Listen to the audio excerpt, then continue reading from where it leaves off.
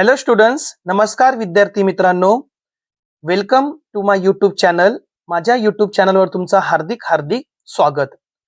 तर आज आपण बघणार आहोत चौथी शिष्यवृत्ती परीक्षा गणित या भागातील घटक नंबर 2 5 अंकापर्यंतच्या संख्यांचे वाचन व लेखन. मागच्या व्हिडिओमध्ये आपण पहिला घटक पाहिला होता, आंतरराष्ट्रीय संख्या चिन्हे वाचन व लेखन व त्याचबरोबर देवनागरी संख्या चिन्हे व लेखन वाचन आणि सरावासाठी दिलेले पुस्तकातील 15 प्रश्नांचा सराव आपण व्यवस्थितपणे सोडून घेतलेले आहेत. आता आपण यामध्ये दुसरा घटक पाहूया. चला मित्रांनो, वेळ न घालवता आजच्या दुसऱ्या भागाला आपण सुरुवात करूया. आणि हो, अशाच उपयुक्त व्हिडिओसाठी चॅनलला लाईक, शेअर आणि सबस्क्राईब करायला विसरू नका. तर आजचा आपण दुसरा भाग सुरू करूयात.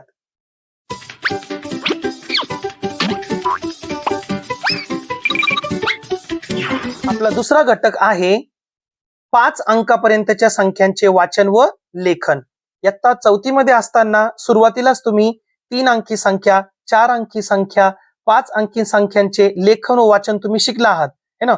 आता 5 अंकी संख्या वाचताना नेहमी आपण काय करतो, स्वल्पविरामांचा वापर करतो. का? समजा आपल्याकडे नंबर आहे असं 2 2 7 3 1. जर इकडून आपण 3 अंक सोडले तर आपण स्वल्पविराम देत असतो. मग स्वल्पविरामाने काय होतो, आपल्याला ती संख्या वाचायला खूप सोपी जाते. तर या संख्येचे वाचन आपण कसं करणार? 22,000, है ना. एकक, दशक, शतक, हजार, 10,000. ज्या वेळेस 5 अंकी संख्या येते ना, 5 डिजिट नंबर, त्यावेळेस हे शेवटचे 2 अंक जे असतात ना, म्हणजे 1000 आणि 10,000, 1000 आणि 10,000, हे डिजिट मिळून तितके 1000 किंवा तितके हजार आपण म्हणतो. तर इथं आपण याला काय वाचणार? 22,731, 22,731. मग आता पहा, स्वल्पविराम देताना प्रथम उजवीकडून डावीकडे पहिले 3 अंक म्हणजे शतक स्थानापर्यंत अंक सोडून स्वल्पविराम देतात. आता हे तुम्ही ऑलरेडी शिकला आहात ना स्टार्टिंग मध्ये 4थीला. तर आता पहा, या संख्येला आपण कसं वाचणार? 11,512, 25,628, 11,512, 25,628. आता नेहमी तुम्ही एक लक्षात ठेवा की 10 एककचा 1 दशक होतो, हे सर्वांना माहित आहे. त्याचप्रमाणे 10 दशकचा 1 शतक होतो, 10 शतकचा 1,000 किंवा 1 सहस्त्र होतो आणि 10,000चा 1 दशहजार होतो किंवा 10,000 आपण त्याला म्हणतो. मग लक्षात ठेवा, उजवीकडून डावीकडे जाताना ती संख्या त्याचे 10 पट असते नेहमी. आणि सर्वात महत्वाचं, तुम्ही हे टेबल लक्षात ठेवा, 1 दशक बरोबर 10 एकक, है ना. एकक म्हणजे सुट्टे आपण म्हणतो ना, 1 2 3 4 5 6 7 8 9 10. हे 10 युनिटचा आपण काय म्हणतो? एक टेन्स म्हणतो ना, 110. तसेच 10 एककचा काय असतो? एक दशक असतो, म्हणजे 10 युनिटचा 110 असतो. मग त्याचप्रमाणे जर आपण एक शतक घेतला, है ना, शतक म्हणजे पहा आता, एकक, दशक, शतक म्हणजे युनिट, टेन्स, 100. मग आता 100ला आपण काय सांगू शकतो? हे दोन्ही जण मिळून आपण म्हणू शकतो 10 टेन्स, म्हणजे काय म्हणू शकतो त्याला? 10 दशक आपण म्हणू शकतो. आणि 100 असे सुट्टे सुट्टे आहे ना, त्याला आपण काय म्हणणार? 100 एकक त्याला आपण म्हणणार, म्हणजे 100 युनिट्स आपण त्याला म्हणतो. त्याचप्रमाणे याच्या पुढे असतात 1000, है ना, म्हणजे 1000ला आपण काय म्हणू शकतो? हे दोन मिळून एवढे 10, है ना, 10 100 आपण म्हणू शकतो, म्हणजे 10 शतक आपण म्हणू शकतो. हे 3 जण मिळून त्याला आपण दशक मध्ये बोलू शकतो, म्हणजे 100 टेन्स, म्हणजे 100 दशक. आणि सुट्टे सुट्टे जर आपण कन्सिडर केले तर ते काय असणार आहे? 1000 एकक असणार आहे, म्हणजे 1000 युनिट्स मध्ये असणार आहे ते. म्हणजे जितके तुमच्याकडे नंबर असतात ना, त्याला आपण तितके युनिट्स, तितके एकक बोलू शकतो आपण. त्यानंतर 1 दशहजार, 1 दशहजार म्हणजेच पहा काय, 1 दशहजार म्हणजे 10,000, म्हणजेच 100 शतक, म्हणजेच याचा अर्थ होतो 1000 दशक, म्हणजे 1000 टेन्स होतो. आणि परत त्याचा अर्थ आपण बोलू शकतो 10,000 युनिट्स, म्हणजे 10,000 एकक आपण त्याला बोलू शकतो. त्यानंतर पुढचा एक टेबल तुम्हाला छानपैकी दिलेला आहे समजण्यासाठी, ज्यावर तुम्हाला प्रश्न विचारले जाणार. मग पहा आता, शतक, हजार, दशहजार.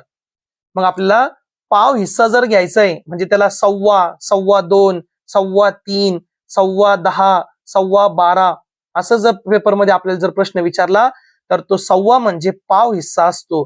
म्हणजे पाव शतक म्हणजे 25, पाव हजार म्हणजे 250 घ्यायचं आणि पाव 10,000 म्हणजे 2,500. हा टेबल तुम्ही व्यवस्थित पाठ ठेवा. अर्धाला आपण साडे म्हणतो है ना.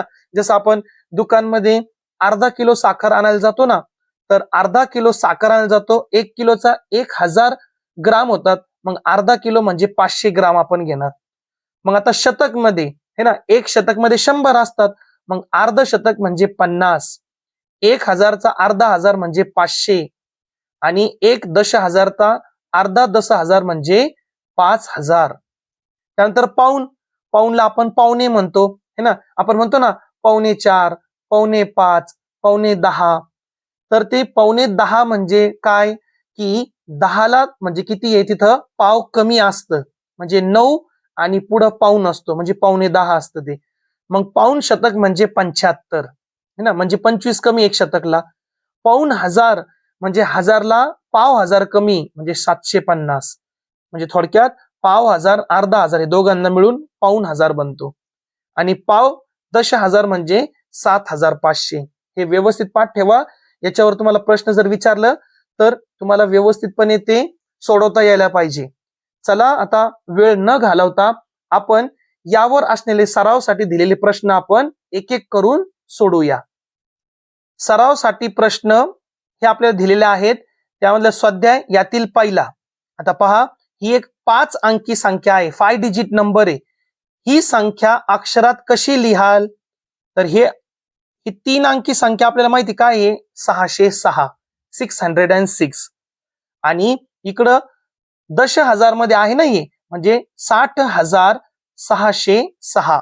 कुठे पहा बरं, 60,606 पहिलाच ऑप्शन आहे आपला. समजलं का? नंतर दुसरा प्रश्न काय पहा, एक संख्येच्या 10,000 स्थानी व एकक स्थानी 9 हा अंक आहे है ना. एकक, दशक, शतक, हजार, 10,000. मग 10,000 स्थानी आणि एकक स्थानी कोण आहे? 9. म्हणजे एकक स्थानी आणि 10,000 या स्थानी काय आहे? 9 हा अंक आहे. उर्वरित सर्व स्थानावर 0 हा अंक असल्यात उर्वरित म्हणजे जे उरलेले स्थान आहे ना तिथं 0 आहे. पहा, ती संख्या अक्षरात कशी लिहाल? आता ही संख्या बनली ना, मग आता कॉमा देऊया आपण. 3 नंतर कॉमा, एकक, दशक, शतक, युनिट, टेन्स, 100 यानंतर कॉमा द्या. आता आपण याला कसं वाचणार सांगा बरं मला? 90,009. काय वाचणार याला आपण? 90,009. मग कुठे पहा बरं, हे 9,000 आहे, हे 900 आहे, हे 90,009 आणि हे काय 90,090 आहे. आपला तिसरा पर्याय एकदम बरोबर आहे, 90,009. चला आपण पाहूया आता तिसरा प्रश्न. आता पहा, तिसरा प्रश्न काय दिला आपल्याला? 88,888 ही संख्या अंकात कशी लिहाल? 88,000 म्हणजे 88 म्हणजे काय असतं ते? 2 अंकी संख्या आहे ना, 88. मग 2 अंकी संख्या जिकडे आपल्याला कॉमा पण पाहिजे. म्हणजे पहा, ही एक इथं 88,000 आहे, 88,000 आहे, इथं पण 88,000 आहे, इथं पण 88,000 आहे. हा तर आपला पर्याय गेला उडून. आता पुढे काय सांगितलं? 888. 888 म्हणजे हा पहिलाच आपला पर्याय आहे. दुसरा पर्याय काय पहा, 88,880 आहे. ते 88,800 आहे. आपल्याला उत्तर पाहिजे 88,888. 88,888. पर्याय क्रमांक 1. चौथा प्रश्न पाहूया. पहा, 19,219 या संख्येची लगतची पुढची संख्या अक्षरात कशी लिहाल? काय सांगितलं? 19,219 या संख्येची लगतची पुढची म्हणजे लगेच एक, म्हणजे एकाने वाढ होते है ना. मग याची पुढची संख्या, मग मला सांगा याची पुढची संख्या काय असणार आहे? 19,000 जसे तसे 219 नंतर कोणती संख्या असते बरं? 220 संख्या असते की नाही? 220 म्हणजे आपली ती संख्या कोणती असणार आहे? 19,220.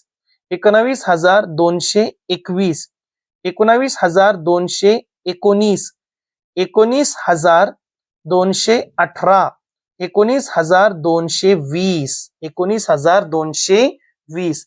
19 पण वाचतात आणि 19 पण वाचतात. त्यानंतर 5वा प्रश्न आहे, पुढील पैकी कोणत्या जोडीतील संख्येचे वाचन चुकीचे आहे?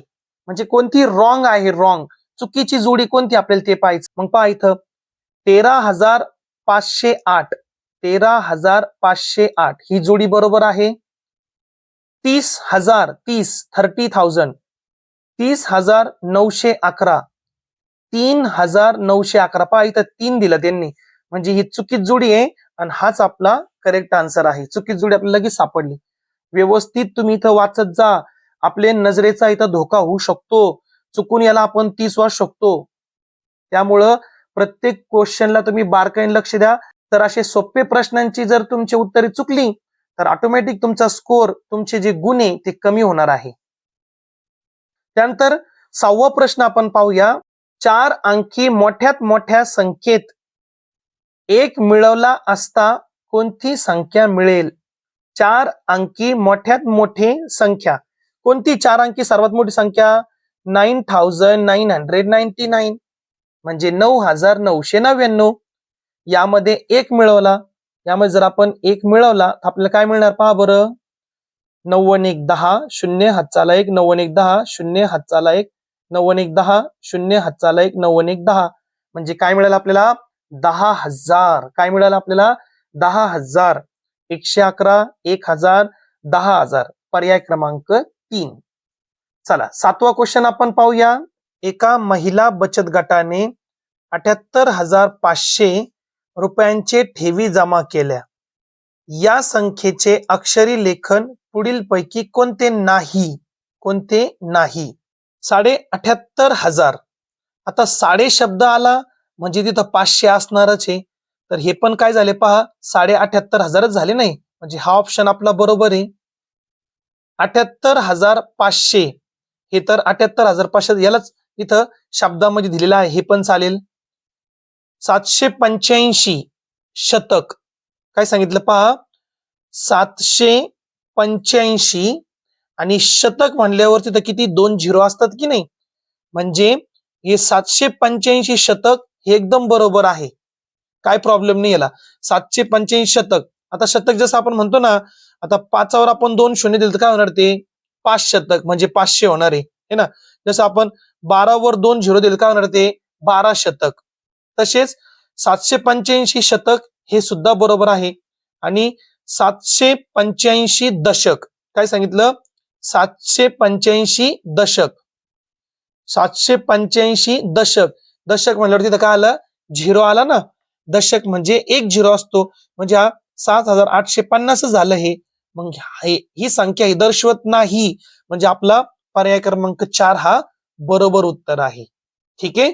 चला पुढे आपण आता 8 नंबरचा प्रश्न पाहूया. 25,000 ही संख्या अंकात कशी लिहावी? पावणे आला, पावणे म्हणजे लक्षात ठेवा 750 तिथं पाहिजे की नाही पावणे म्हटल्यावर.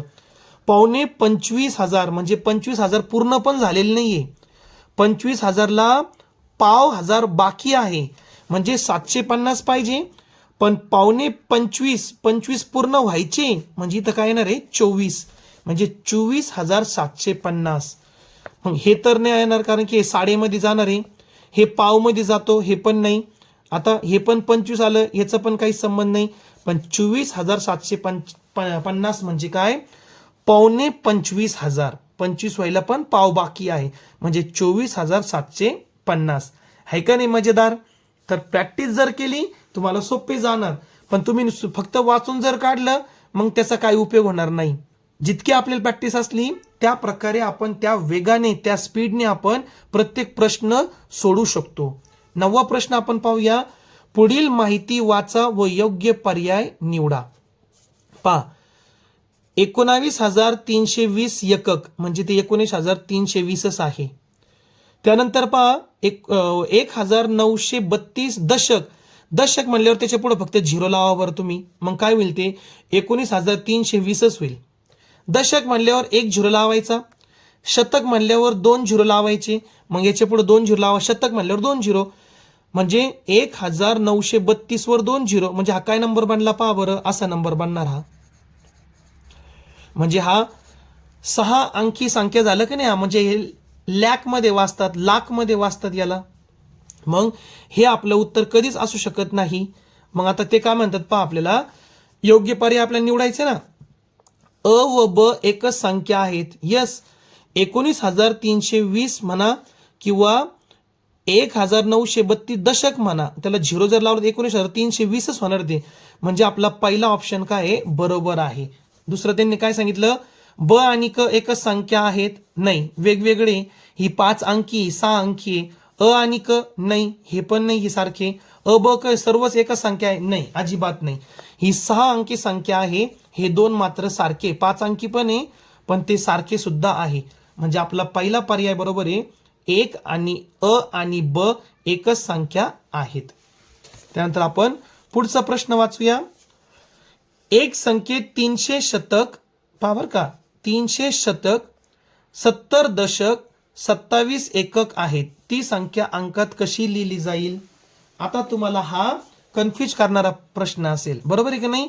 मग याला आपण नोटबुकमध्ये व्यवस्थितपणे याला समजून घेऊया. हे पहा काय सांगितलं, एका संख्येत 300 शतक. आता 300 शतक म्हणजे काय पहा, हे 300 आणि शतक म्हणल्यावर त्याच्यावर 2 झिरो, 300 शतक. 70 दशक, 70 दशक, 70, हे पहा हे 70 आणि दशक म्हणल्यावर त्याच्यावर 1 झिरो घ्यायचा, 70 दशक. म्हणजे थोडक्यात काय झालं ते 700.